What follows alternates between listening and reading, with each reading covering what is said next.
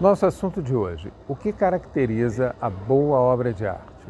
Estamos falando da arte ligada à beleza, a arte que traz essa qualidade que nós chamamos de beleza, que pode estar na natureza, naquilo que já existe ou naquilo que a complementa, que é a arte, que pode ser tanto no sentido puramente complementar e utilitário, por exemplo, uma ferramenta tirada da pedra lascada na pré-história, ou então retirar pigmentos da natureza e transformar em pintura, um quadro de Gauguin, por exemplo.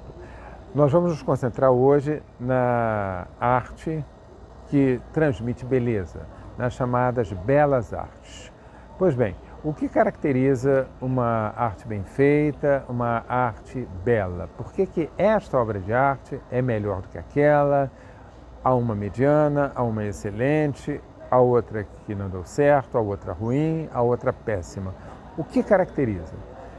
Tenhamos em mente, sempre que se está diante do fenômeno artístico, se está diante de um diálogo, ou, se quisermos, um desafio entre a forma e a matéria.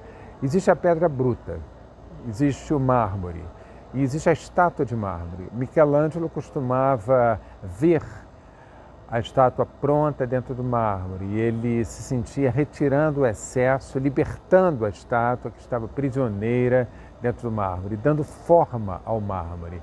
É um diálogo, um desafio, se quisermos até uma luta, entre a forma e a matéria. Por que é que a escultura de Michelangelo é bela? Por que é que estamos diante de uma obra que funcionou, de uma obra-prima? Porque ali o artista domina completamente a matéria.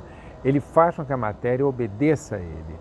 Ele dá à matéria a forma que ele quer. Ele não se rende às dificuldades que a matéria impõe, e são dificuldades que sempre existem. Matéria da escultura é a pedra, é o bronze, é o barro. A matéria da música são os sons. Paganini, por exemplo. Paganini, quando tocava violino, a sonoridade se rendia a ele. O instrumento, o violino, se rendia a ele. O violino obedecia, fazia tudo o que ele mandava.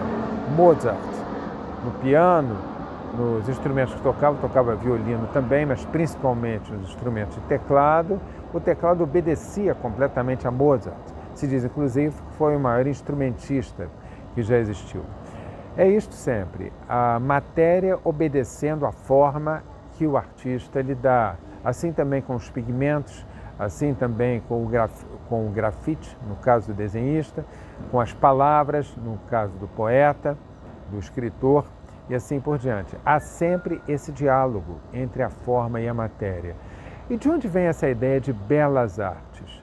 Elas já existiam muito antes do conceito. O conceito é muito jovem, o conceito tem 250 anos, por aí, vem da época da Revolução Industrial, quando a indústria de fabricação em série se sobrepõe ao artesanato, quando alguns dos objetos fabricados pelo homem passam a ser fabricados pela máquina. Naquela época, na Revolução Industrial, começada na Inglaterra, principalmente no século XVIII, meados do século XVIII, aí pegando todo o século XIX praticamente. Existem outras revoluções industriais, mas esta é a mais importante, o grande marco. Nessa época, os objetos produzidos pelo homem, aqueles que tinham uma feição artesanal, passam a ser assumidos pela máquina. Por exemplo, os alfinetes passam a ser fabricados em série, as roupas passam a ser fabricadas em série, se sobrepondo à figura do alfaiate, a do tecelão, a do ferreiro, assim por diante. Naquela época ainda não se pensava em fazer em série esculturas, fazer música em série, as máquinas produzindo música, as máquinas produzindo textos, como hoje se fala e se faz até em inteligência artificial, e assim por diante. Estas artes que a indústria de produção em série não assume, serão as chamadas belas artes. Na falta de um nome melhor, uma espécie de diagnóstico de exclusão, surgiram então as belas artes, que elas já existiam, deu-se um nome para elas, uma categoria. A escultura, a pintura, o desenho, a música, a literatura, a arquitetura serão belas artes, porque eles têm um componente do qual as máquinas não dão conta, a beleza. Então o conceito de belas artes surge aí no eixo geográfico entre a Alemanha, a França, norte da Itália e Espanha. É aí que ele surge como um diagnóstico de exclusão, digamos assim, para essas atividades humanas, esses frutos de atividades humanas que não têm como alvo a utilidade e que as máquinas, melhor dizendo, não são capazes de assumir. E o que é este parâmetro, este diferencial que nós chamamos de beleza? A beleza é uma qualidade que existe nas coisas e também existe no apreciador.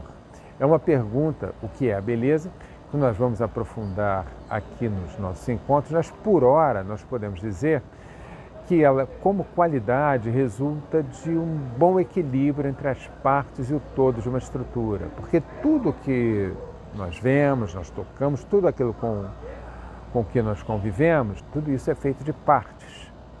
As coisas são compostas, por isso diz uma composição, é um conceito que se usa muito na música, né? A composição, uma composição de Beethoven, uma composição de Vivaldi.